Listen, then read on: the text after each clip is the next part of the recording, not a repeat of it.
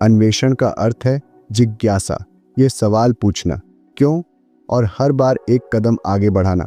जब भी हम कुछ नया करते हैं, हम अपने ज्ञान का विस्तार कर रहे होते हैं। सुनीता, जिसे सुनी विलियम्स कहते हैं, वह नासा के Boeing crew flight test mission की पायलट है, जो अंतर्राष्ट्रीय अंतरिक्ष स्टेशन ISS तक जाएगा। उसे यह सौभाग्य प्राप्त हुआ कि वह बॉस्टन के पास नीडहम, मैसाचुसेट्स के एक छोटे से शहर में बड़ी हुई। यह एक शानदार जगह थी जहां वह और उसके भाई बहन बिना किसी रोक टोक के साइकिल चला सकते थे। वे सभी अच्छे तैराक थे और उसका बचपन बहुत मज़ेदार था। उसके पिता एक डॉक्टर थे और साथ ही न्यूरोसाइंस रिसर्च भी करते थे। उसके परिवार की एक खासियत थी डाइनिंग टेबल पर ब्रेन के चित्र और डायग्राम रखना। उसके बड़े भाई ने नेवल अकादमी में प्रवेश लिया। जब उसने इस बारे में रिसर्च की तो सोचा क्यों न इसे आजमाया जाए, और जब वह वहाँ पहुँची तो उसे यह जगह पसंद आ गई। वहाँ उसे टीम वर्क, लीडरशिप और अनुशासन जैसी चीज़ें सीखने को मिली जो उसे बहुत अच्छी लगी। उसने नेवल अकादमी से इंजीनियरिंग में स्नातक किया।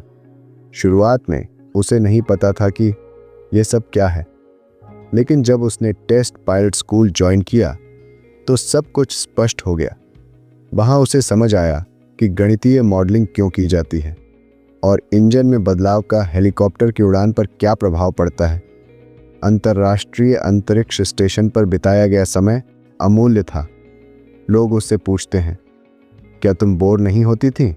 पर वह कहती थी, मुझे वहाँ बिताया हर एक मिनट पसंद आया। हर दिन नया था।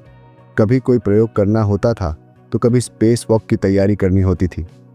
वहाँ रहकर सब कुछ इतना सामान्य लगने लगा था कि एक समय बाद उसे याद भी नहीं था कि चलना कैसा महसूस होता है।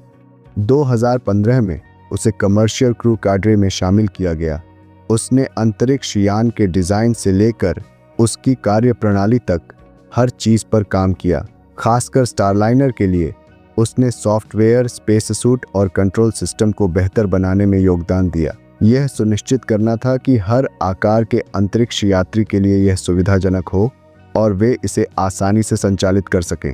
उसे क्लासिक ट्रेनिंग नहीं मिली जैसी शटल या सोयुज मिशन के लिए होती थी, बल्कि उसने खुद ही ट्रेनिंग प्रोग्राम और हार्डवेयर सिस्टम विकसित करने में मदद की। यही भविष्य की अंतरिक्ष उड़ानों का स्वरूप होगा। जब वह चंद्रमा पर वापस जाने की तैयारी कर रही थी तो हर चीज को नए सिरे से विकसित करना था। यह पहले से तय नहीं था, उसे इसे खुद बनाना था और यही उसकी सबसे बड़ी जिम्मेदारी थी कि वह एक सशक्त टीम के रूप में काम करे ताकि भविष्य के अंतरिक्ष मिशनों को बेहतरीन बनाया जा सके।